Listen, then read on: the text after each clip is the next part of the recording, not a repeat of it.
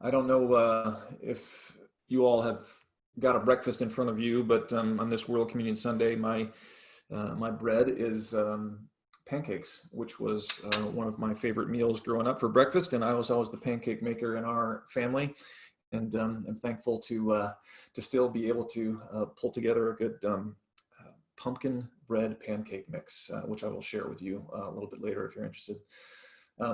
This morning, as we kind of launch into World Communion Sunday, as you know, the story of communion is found in all of the Gospels, a little bit different in each one. And in Luke's reading of the Gospel, or telling of the Gospel, I should say, it's an interesting kind of juxtaposition that happens.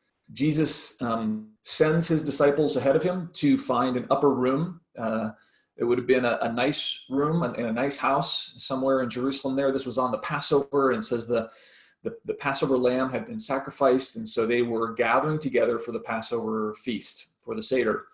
And Jesus sent his disciples ahead to prepare the room, and then as they gathered together, as you know, Jesus washed their feet, and then they reclined around the table together, and they ate the Passover meal together. Jesus broke the bread, poured the cup, and he instituted the sacrament of communion, the sacrament of the Lord's Supper, which we continue to share to this day. But the interesting thing about the story, the way that Luke tells it, is that Jesus, even after he had given his disciples this example of what it means to be a leader, right? That the greatest among them was the one who washed their feet. It says that right after this meal, or perhaps even as the meal was finishing up, it says in verse 24 of Luke 22, a dispute arose among the disciples as to which of them was considered the greatest. Isn't that interesting? Right after this meal where Jesus explains to them and washes their feet, they still didn't quite get it.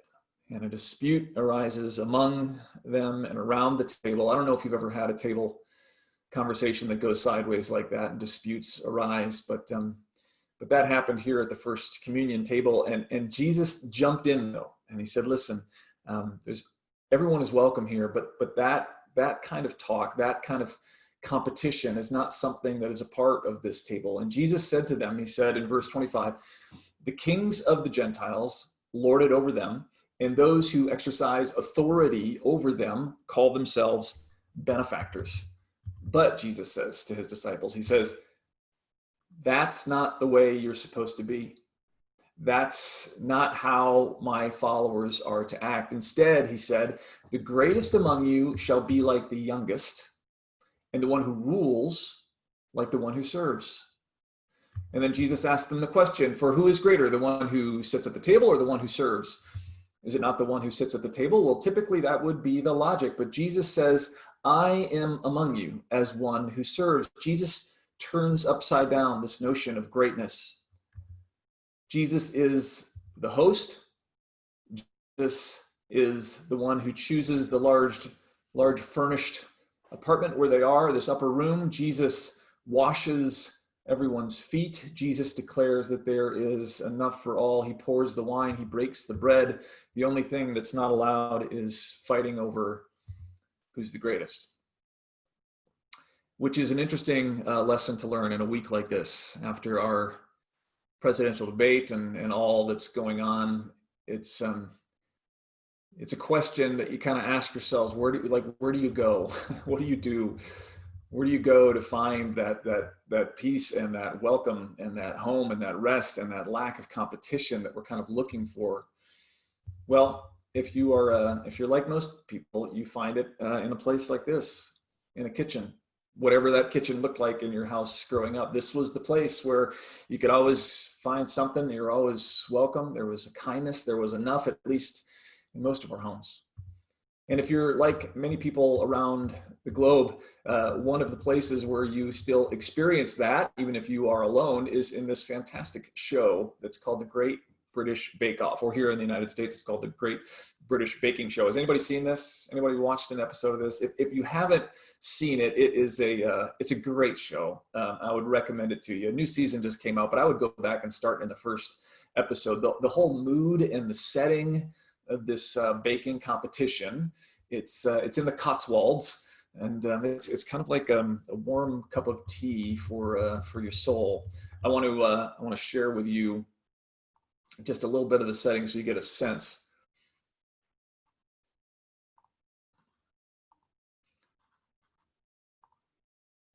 Here we go.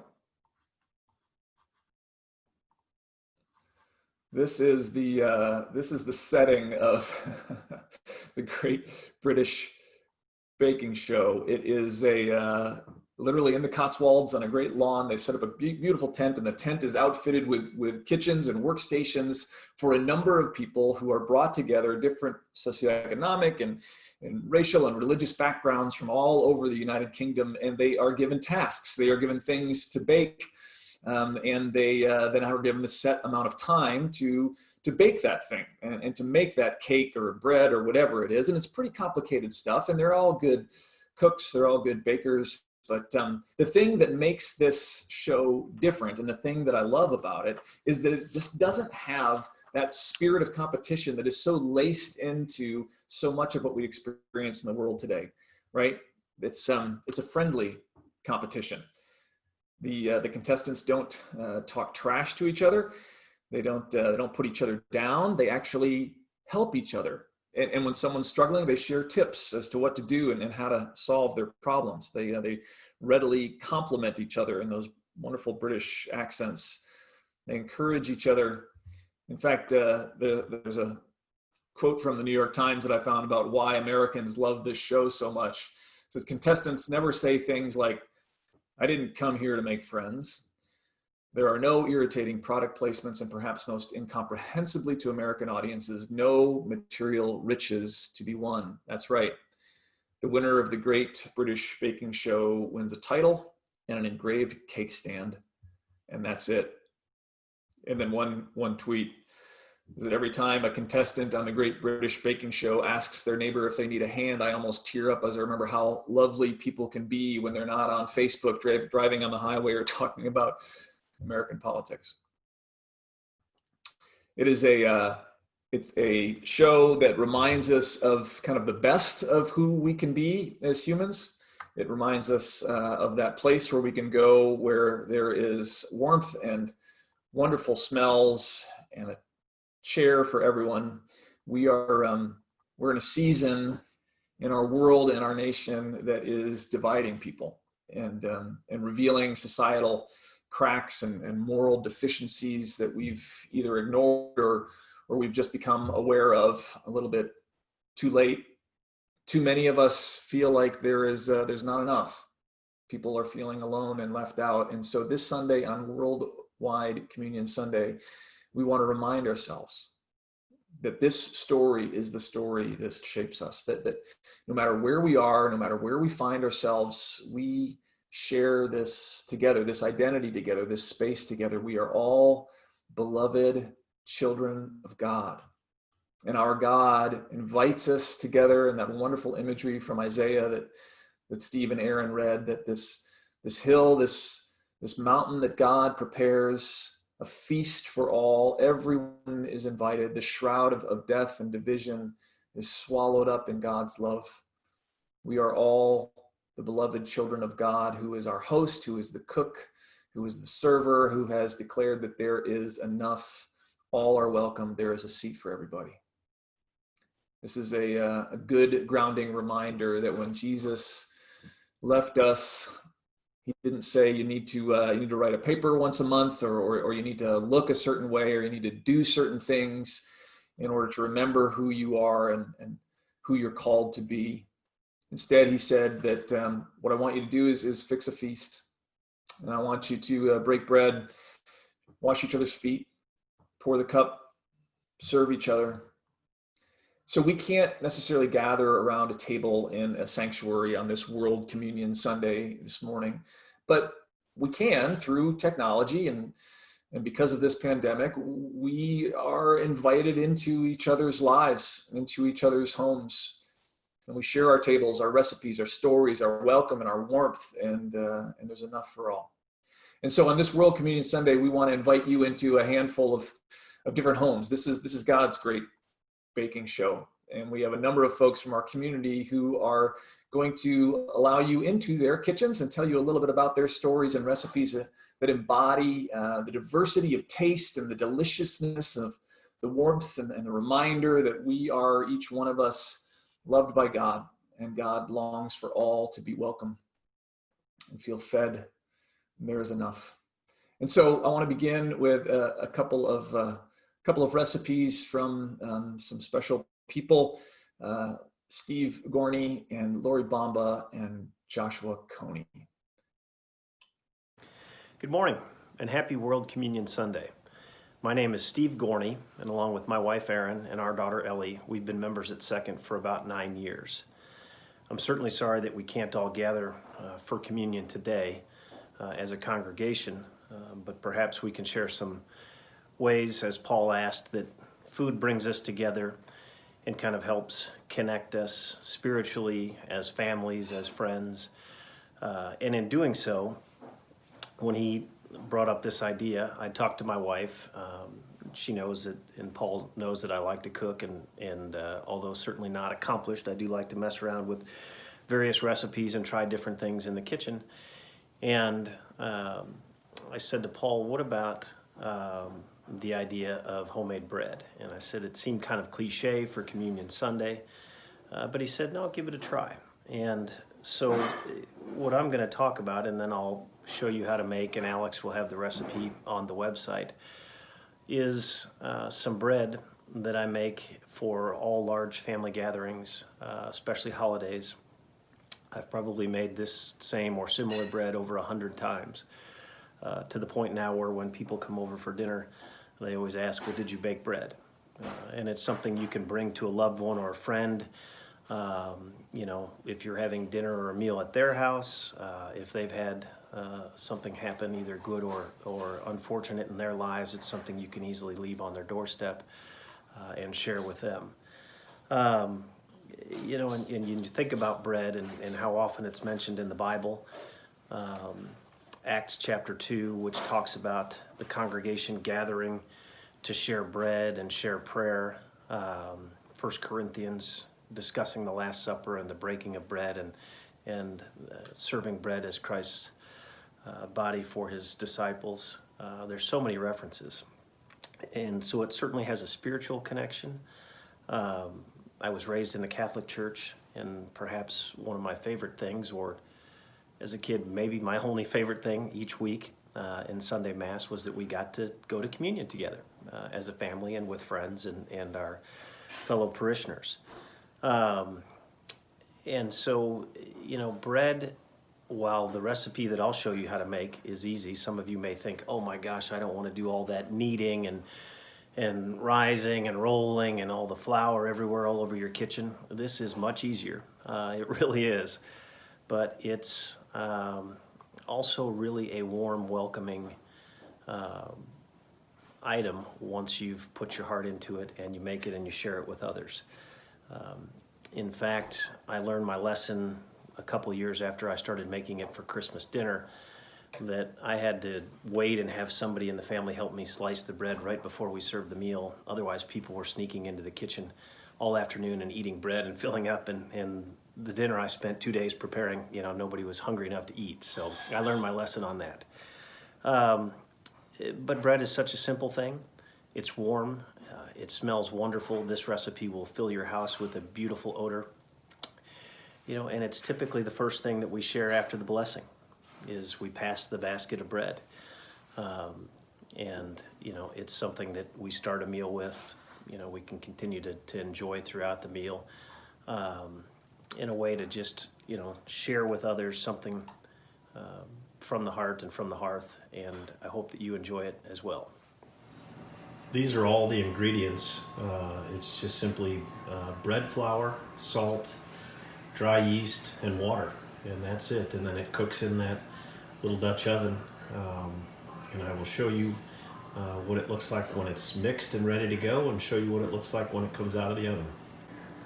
And that is what the bread looks like when it's prepared and ready to proof overnight. That's really the only drawback on this recipe, is that you have to prepared a day in advance, but it's, other than that, extremely easy, and next you'll see the finished product.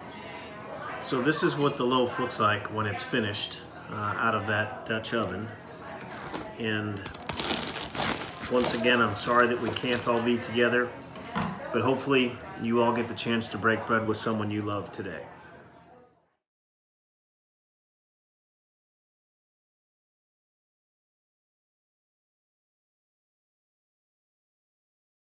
Hello, this is Joshua Koni, And Laurie Bomba. and we are cooking from the kitchen. We've been spending this whole quarantine safely doing different activities and cooking, and that's what we're gonna do today. Because cooking and eating together are basically the high points of every day. When we get to express our gratitude and enjoy each other's company and just settle into some normalcy in this chaos. So we're gonna make a meal that means a lot to each of us together. Spanakopita and plantains. So yeah. And they didn't go together before, but they're going together tonight. All right, so let's do it. So step one, we're gonna start with the greens that got from the market. Every Saturday morning we bike to the farmer's market to be able to get fresh vegetables and all the goodies that they have at the farmer's market and see people. And so now we're gonna start with the garlic. So the garlic goes in first. Saute that a little bit. Yeah. And then the other things that go in with the greens are pine nuts, because that makes the spanakopita richer. You need exactly this much. And then red pepper flakes, Yeah. Okay. just to give it a little spice. And pepper. And salt. And you let the oil make the garlic fragrant. And once that starts to be garlic scented, then we're gonna dump all this kale and chard It already smells good. into the pan. Okay. So this was 2 bunches of kale and 3 bunches of chard. So this is a lot of greens. It didn't really fit in the pan at first, so I just had to cook it down and keep adding. And one thing that's nice about this dish is that it's just so nutritious. It's full of love. This is phyllo dough. So I'm going to oil the bottom of the pan lightly, but sort of thoroughly. Then I'm going to take a first sheet of dough, 1 sheet, and you better stop it because this is going to be hard. Oh, there it is. Look at that. Lay it on there, and then you take another bit of oil and you just lightly but sort of thoroughly cover the sheet. The object is to basically fill the bottom of the pan with half the dough, then add the filling, and then layer the rest of the dough on. Okay, can I try? Yes. Just used half the phyllo and then spread all of that filling we just made out of kale and chard and onions and eggs and cheese, salt and pepper and stuff. And now we're gonna finish with all these layers and olive oil, and then it'll go in the oven. Nice. So we topped all of the filling with all the rest of the phyllo, and then importantly, we cut the entire pan, because if you don't cut it before you bake it, you won't be able to cut it when it comes out of the oven because it will just shatter and become a crumbly mess. I'm sprinkling gratuitous salt on the oiled top, and now I'm going to put it in the oven. Nice.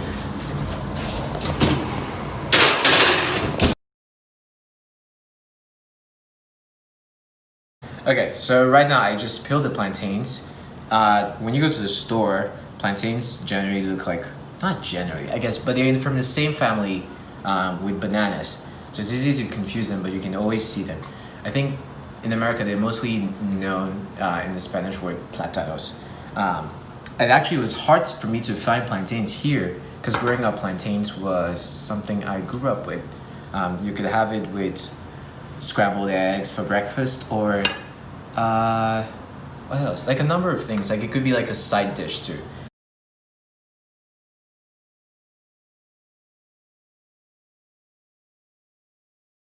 Ready, go. Okay, so I went ahead and I cut the plantains into cylinders, and they look like this. Put some salt in before you put in, and there's oil too. What else did I do? And turn on the fire, and they already smell good. And they begin to get brown on all the sides. They just look like nice treats.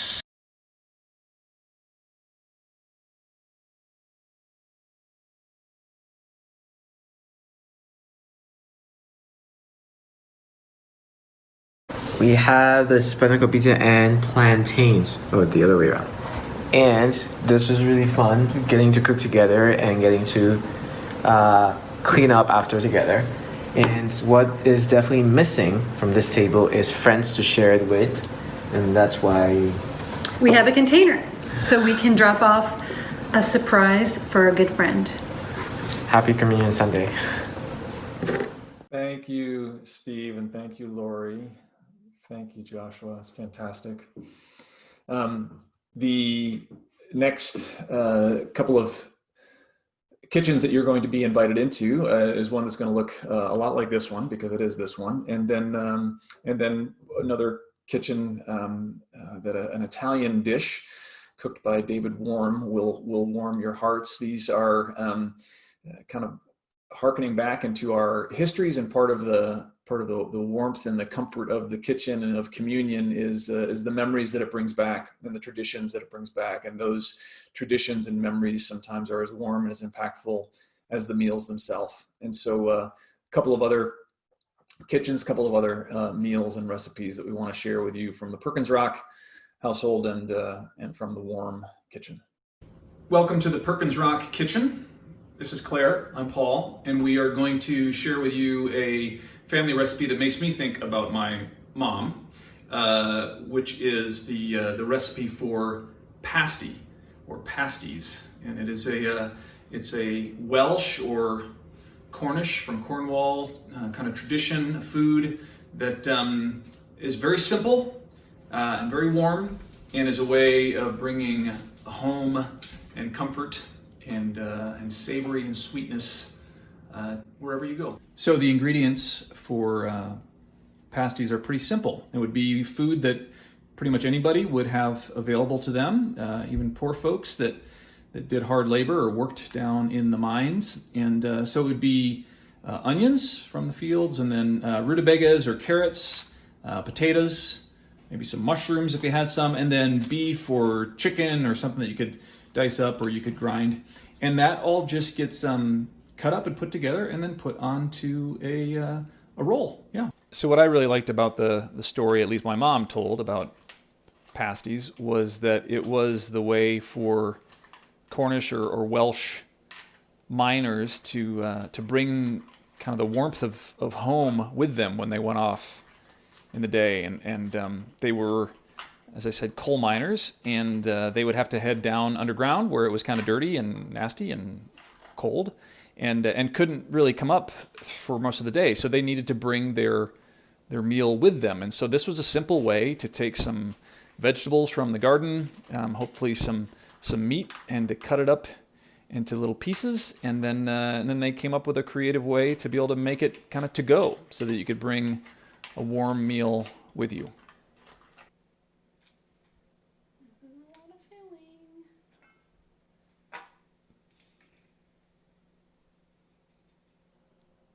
So after you have everything mixed up, you season it, and with just pepper and salt mostly, and maybe a little bit of garlic, and you spoon it into the dough. And we would do these with meat, and then sometimes we would also do them with we'd make a couple of dessert ones, and you'd put some apple slices and maybe some cinnamon and sugar in there. And so after you have a serving in there, then you just place the other piece of dough over the top, and you crimp down the edge, and you bake it in the oven for about an hour. And then what the coal miners would do, what the story was at least, is that you took it with you then, and yeah, here you got to cut some little slits on the top to let the steam out. So you take the pasty with you in the morning, and you'd put it in your coal hat, in the hat of your coal miner's hat. And it would sit there and keep you warm as you went down in the winter. And then when you took it out, it was still warm. And because you had dirty hands, you could just grab it and take bites of it and eat it, and it would be delicious.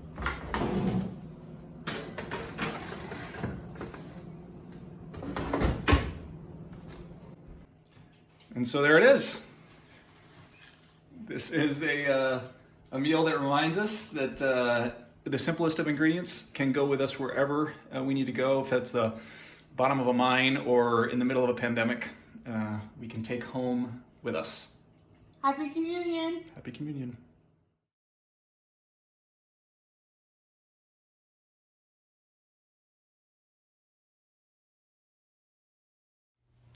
Good morning and welcome to our kitchen. When I was asked to talk this morning about cooking and communion, I asked my wife Julie and our daughters Anna and Mary independently what I should talk about, and each of them, without hesitation, said, we'll talk about manicotti. So that's what I'm going to do. I'm going to talk about manicotti this morning, but first I want to talk with you about communion, more specifically why I love communion, which I find to be a beautiful and powerful act of worship.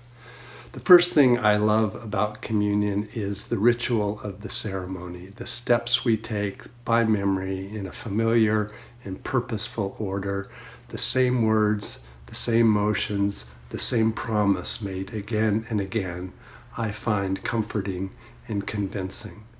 The second thing I like about communion is the communal aspect of it. I like gathering for worship. I like sharing with one another. I like witnessing to one another. We get together and we tell a story that is important to us. It's a story of great drama that we've heard many times before. Jesus was under intense pressure. He knew what was going to happen, and yet he gathered his family to share a meal and to remind them of what's important. And the third thing that I love about communion is I like the act of giving and receiving a gift. Whether I am kneeling in an altar with my hands out, whether I'm taking the elements from one of you, whether I am passing a plate down the aisle among family and neighbors, I love the act of channeling God's grace through sharing with one another. By serving one another, we become agents of God's love and forgiveness and grace. So, about manicotti. Like many things we eat, the story of manicotti begins with my mother, who, as many of you know, died a number of months ago. My mom had 5 boys. My two oldest brothers were twins, and the rest of us are about 18 to 20 months apart. So when it was all said and done, my mother had 5 boys under the age of 5. And so her strategy was to organize us and put us to work, and she taught every one of us to cook. And one of the things we like to cook a lot in our family is manicotti, which is a cylinder-shaped pasta, if you're not familiar with it, and it's filled with cheeses and is baked with a tomato sauce. And we serve it in our family every Christmas. It's a tradition. I've done it for as long as I can remember, and we've kept it up with my family as my brothers has, as we've raised our own children. So let me tell you a bit about it. So every Christmas, a few days in advance, I make a giant pot of rich bolognese sauce with meat and Italian sausage. I use an abundance of garlic, basil, and a few other spices, and it stews for several hours until it is thick and rich. And then on Christmas Day, we all gather together in the kitchen. We fill the manicotti. We mix together some egg and some ricotta cheese and some Romano cheese and some mozzarella cheese, and we stuff the manicotti one by one. We lay them in trays.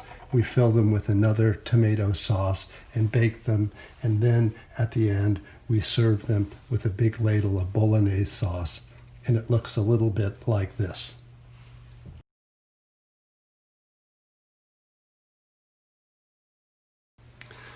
So what I love about manicotti is the ritual of it.